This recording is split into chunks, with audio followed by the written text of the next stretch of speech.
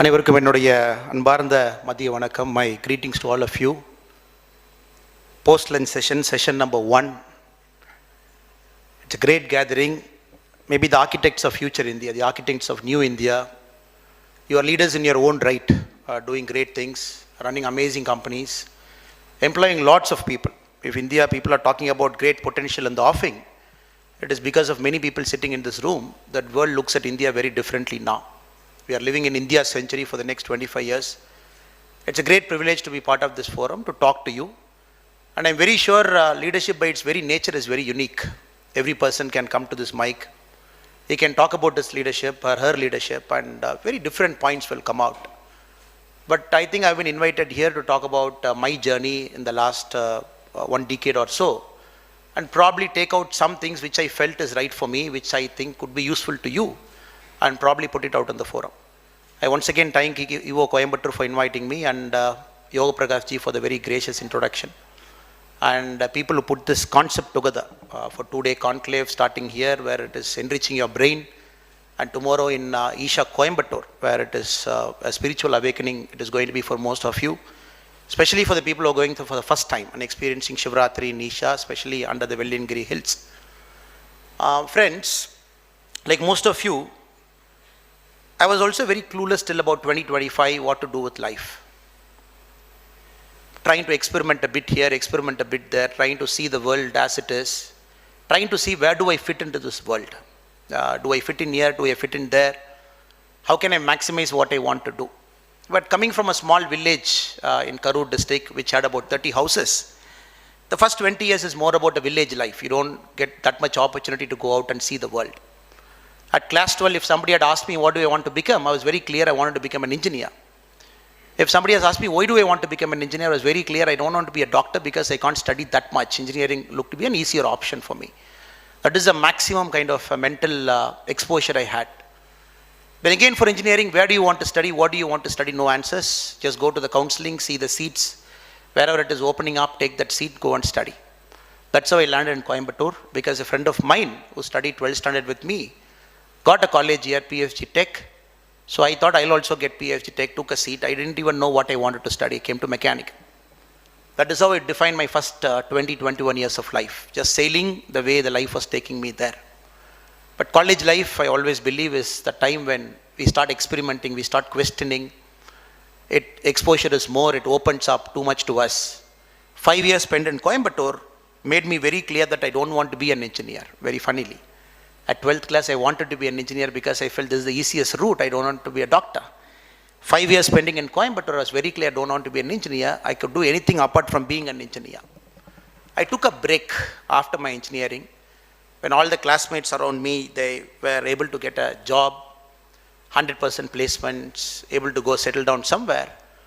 But somehow I took some courage from my heart. I said, this 1 year is going to be the defining year for me. Let me take this year out, travel, see people, meet people, talk to people. Try and find what do I really want. There should be something in my heart which I haven't discovered till now. Let me try and find what it is. That 1 year is possibly the greatest 1 year in my last 38 years after I was born, which taught me so many things, which told me this is the direction I have to take. Then later I went to Rakesh ji's hometown, Lucknow, to do my MBA. Then seeing Lucknow, coming from a state like Tamil Nadu and seeing Lucknow in 2008, and that was a big shocker to me. Conservative state, going there, such a huge population, seeing poverty, it made me to question a lot of my life's values. What I want to be, I want to be some kind of an entrepreneur in between. After the break I took, wanted to start a company, employ people, give livelihood to a lot of people, possibly work at the ground level in a much more stabilized way. But going to Lucknow taught me the service of life is much bigger, it's much greater. The life's calling is somewhere lying there in the hinterlands of India, which took me slowly to civil service. 9 years as a cop. As they said, I was at DCP Bangalore, then I chose to quit, and now in politics. So this is what I thought I'll cover in the next 20 minutes. Then possibly any questions you have, I'll take in the next 20 minutes. They've given me 45 minutes time. Sir and ladies here, I firmly believe life is of two components before it becomes a larger life. The first component I would say is about the inward journey, where we all are forced to take that inward journey. It could be the first 20 years, 25 years, knowingly, unknowingly, we all take that inward journey. That is the time many of our qualities, characters and attitudes get polished. And we learn, we get exposed. Many of the things that we are taught are put to test. We might say this is wrong, this is right, this is workable, this is not workable. Once that inward journey happens, then the external journey happens. The second journey maybe starts at 25, 30, depending on which stages of life we are. It starts with work, it starts with first employment, it starts with the company, where you serve others. You start paying somebody, or you start taking money from somebody, you make a product. 20 years, you go sell it out, you do all sorts of things. Then I believe once the inward journey is complete, once the external journey is complete, then possibly we start looking at bigger things in life. Many things don't matter to us. We start looking at life very differently. We start looking at poverty very differently. We start looking at people around us very differently. We start looking every single thing that has made us till then, we start looking at things very differently. Possibly I would say I'm somewhere between finished my inward journey and possibly at the last fag of my external journey, and probably looking at everything that was brought me here with a very different sets of eyes and lens. Maybe in the inward journey, when somebody talks about external journey, we might not appreciate it, understand it, because we are too clouded in what we do in life. Things matter to us, material things matter to us, we want to do it at that point of time. Possibly when we are in the external journey of about 20 years, again many things don't matter to us. That is why when I started, I said, the spiritual awakening that might happen to you tomorrow, in Isha, under the Amavasya day, where lakhs of people gather there, you find that energy. I am sure that might open up the spiritual eye to many of you. It might push you in that external journey very faster. The policing life for me was that external journey. Till then what I did was more the internal. I wanted to do things for myself. I wanted to do this because I couldn't do that. I wanted to come to Coimbatore because it's a better college. My friend chose to go there. Then I took that break because I didn't want to do this. I wanted to do something great, something big, where I can make a difference in the world, but never knew what it was. And it was more about that discovery. Policing, again, was a choice that I carefully made, that I wanted to do this. The 9 years that I spent as a police officer in different parts of Karnataka, coastal Karnataka, the southern part, the Bangalore, the cosmopolitan, every single day was an awakening. Every single day was a challenge, because normally when you confront death on a daily basis, many of the things that you see about life, you start questioning it. Fate, you question it. You ask, why did this guy die? Why did not that guy die? This guy was at the wrong place, wrong time, so he died. This guy was at the right place, right time, so he didn't die, especially in the case of accidents and murders and all sorts of horrible things that happen in our life. As a police officer, you confront it for 9 years.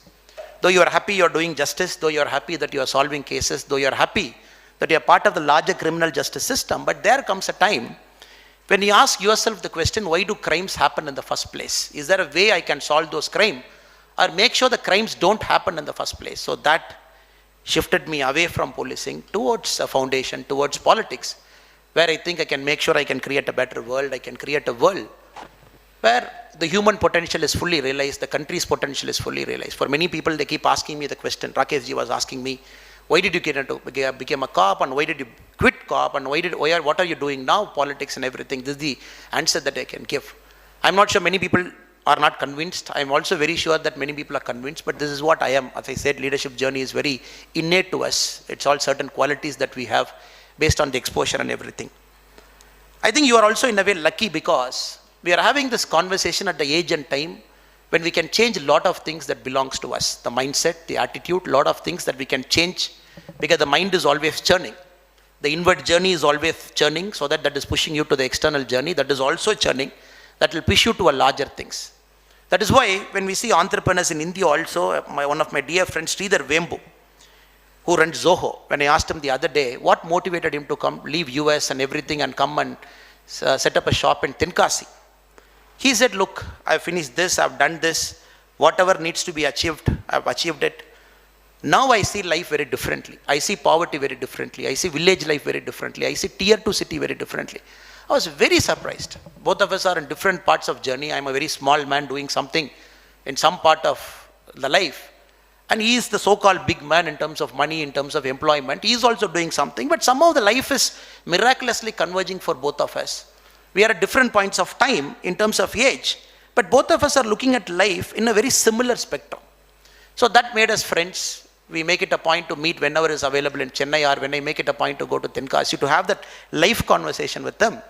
One thing I've realized, anybody who consciously does his inward journey, acquire whatever things he want to acquire for him, unconsciously does that external journey also, both when it merges, then the big thing in life happens, where your life really is in the service of people who matter to you.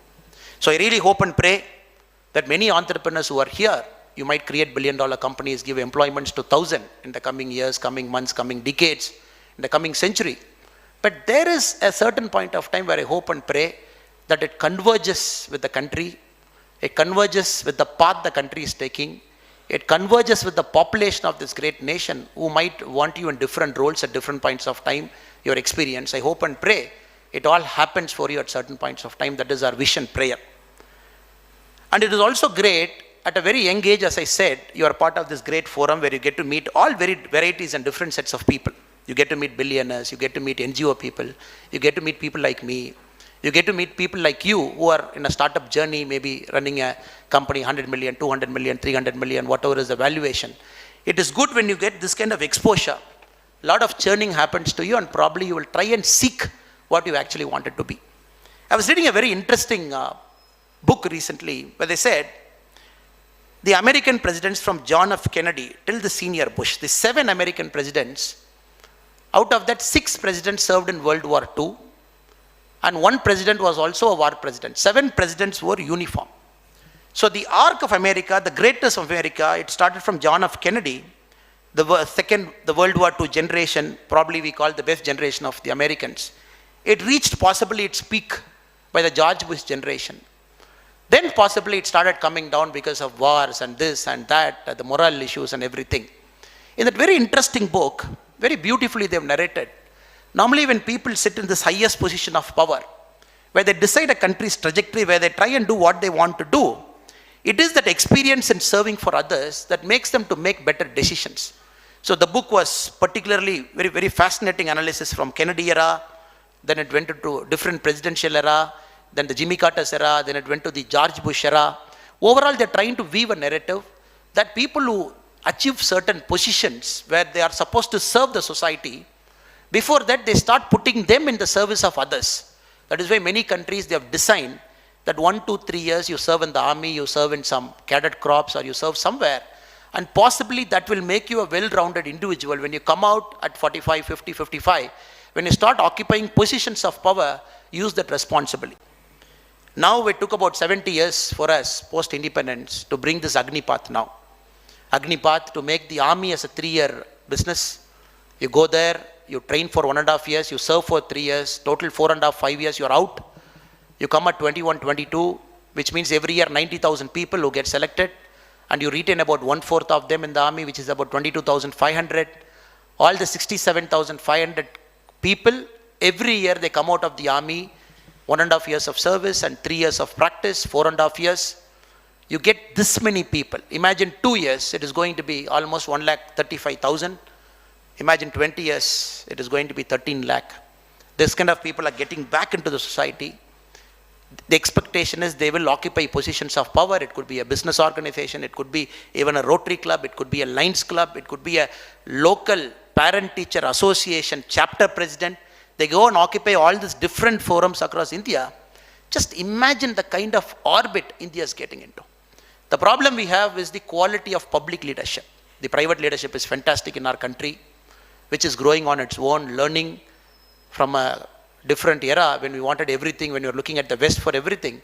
Somehow the private business leadership of India is on a great trajectory. That is why in the Fortune 500 companies, we have 70 leaders in the world out of 500 who are Indian origin. The top guys, just yesterday you open it, YouTube, CEO is going to be some guy. Every week you open it, is going to be an Indian origin guy. Probably studied a school year, studied a college year, probably did his masters in US, but somehow the formative years was in India. So private leadership is fantastic. But if you look at the public leadership, it's horrible.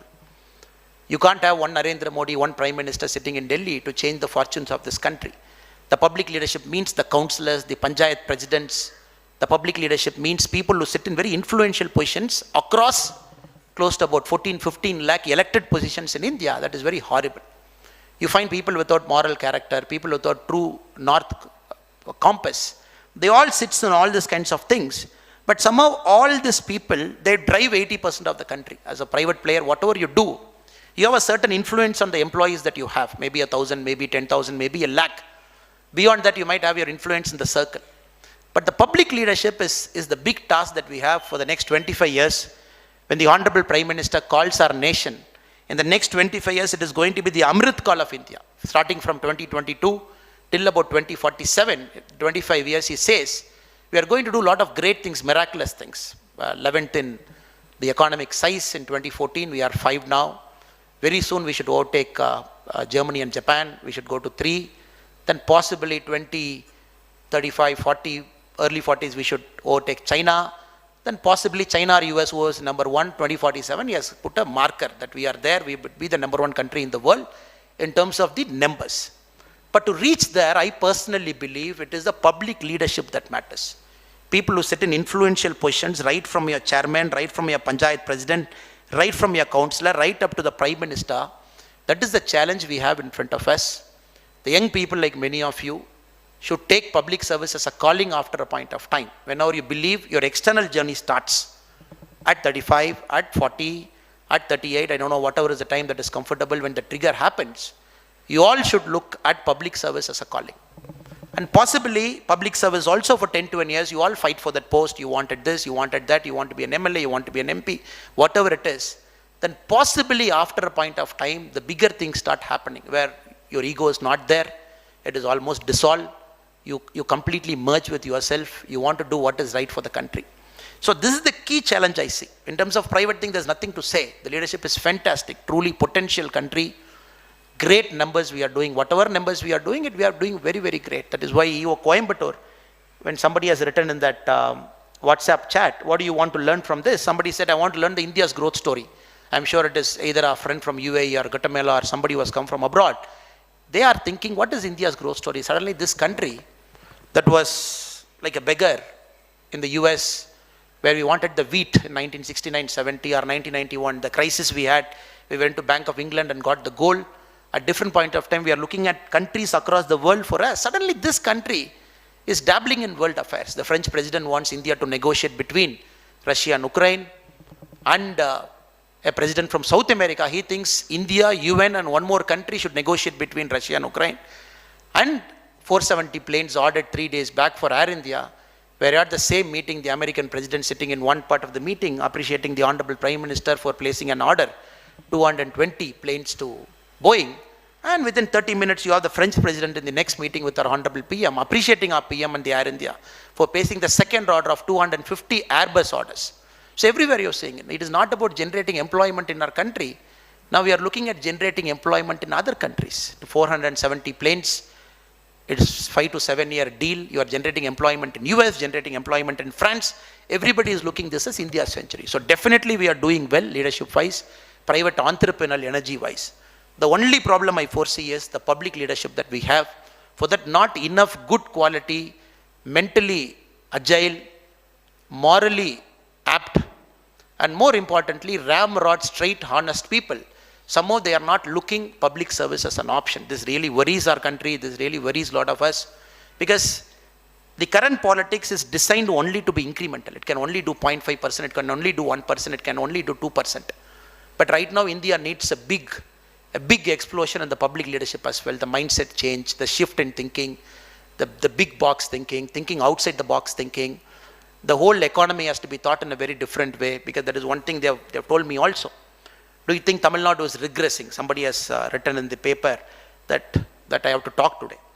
If you look at Rakeshji's state, UP, Napoleon Bonaparte once said, never wake up China. If China wakes up, the world will tremble. Allow China to sleep. So there was a very conscious strategy we kept in the world to allow China to sleep for a long time, so that China did not create any trouble for us. China got woken up after the Cultural Revolution. You all know what happened in the last 60, 70 years.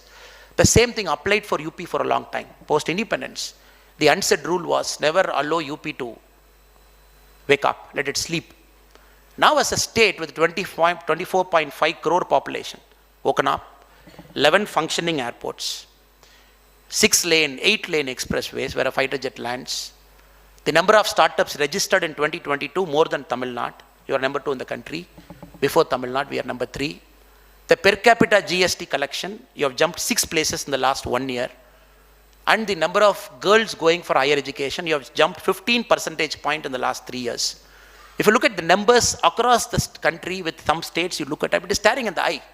What is happening in some states, the miraculous transformation they are doing, the potential they are generating, and who is going to hit that $1 trillion economy as a state. As a country, we are $3.1 trillion. Is it the Maharashtra? Is it the UP? Is it Tamil Nadu? Which state is going to hit? So that, in a way, it excites me, delights me as an Indian, because UP is kicking, doing better. It worries me as a Tamilian. Where are we now? Even now, if you go to the public conversation, is about whether North Indians should enter Tamil Nadu, whether they should be kept outside Tamil Nadu. That is a public conversation that is right now happening in one of the by-elections in our state now. This is supposedly the top 3 major conversations. Should North Indians be inside? Should they be in Tirupur? Should they be in here? Look at the quality of thinking. What are we thinking now when other countries are thinking in terms of rocket science, in terms of ChatGPT, what you are talking of? We are talking about whether North Indians should come, take our jobs and all those things. So this is a point of concern. And we have to do much, much better. That is because the quality of public service in Tamil Nadu has hit the rock bottom. And elections, which we say the pinnacle of democracy, where we want people to vote for better leaders, to sit in positions of power. When we have average leaders, again you see, again right now the friends are here. If you see the election happening in Tamil Nadu, especially in Erode, where a by-election is happening, you see 1,000 rupee per day, 2,000 rupee per day. Probably this election would be the costliest election in Indian history after 1947, where the cost of each voter is approximated anywhere between 15,000 to 22,000. So the total money paid for the vote, the total money spent during the canvassing. So where are we heading? So this will go out. Whatever you do as a great man, you want to start a business. If somebody is asking you to pay 20% cut money to start your startup in Tamil Nadu, UP has overtaken us. Because to do a thing, you want a 20% cut money. When will it happen? So I hope and pray the important leaders, my time for 20 minutes is over. The leaders sitting in this room, inward journey, outward journey, whichever journey you are in, there is this journey that is much more important than both the journeys where it converges. You start seeing a larger picture where our life is put in the service of our country. We start doing things without ego. We start merging ourselves with our country where we help our people. Even now, the extreme poverty in India is still less than 1%, but it is still there. Many people go to bed hungry, it is still there. It is not that we have come out of the woods. We are talking of reaching US 25 years from now, but the US per capita income is at $65,000. We are at $2,900 now. Just imagine 30 times leap we have to do in the next 25 years. Lot of things to do, lot of things to catch up. But to do that, it is important that quality leadership slowly starts shifting from the private sector to the public sector at different points of time, where you start taking a call. You start competing for post. It could be a panchayat president, it could be a councillor, it could be something apart from your day job. Before I end, I would like to end with a very famous quote that is more like my moral compass I have. Theodore Roosevelt left American presidency in 1909. In 1910, he wrote a very beautiful essay called Citizenship and Republic. And this essay's name you might not recollect, but if I can say the word, the man in the arena, many of you might know the Theodore Roosevelt's man in the arena quote, where he says, who matters in this world? Who matters as a citizen? He says, it is not the man who's a critic who matters. It is not a man who keeps commenting on the strong man when he fumbles. They don't matter. It is not the man who keeps commenting on the doer of deeds. He doesn't matter.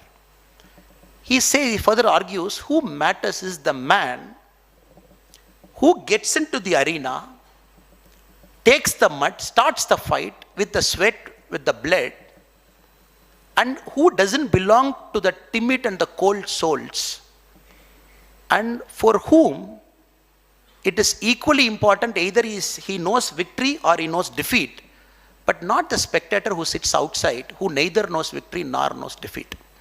I think that is important to our country now. Though it was written in 1910, good 112 years before, but we need players in the arena, not worried about system, just go there, fight it out over a point of time. Victory comes, system will get better. Defeat comes, the system will get better. That is one thing as a politician, I want to leave this message out to you. Young politicians should come in. Some of the greatest changes in the world has happened because young people have thought differently. Greta Thunberg has thought differently. Malala Yousafzai has thought differently.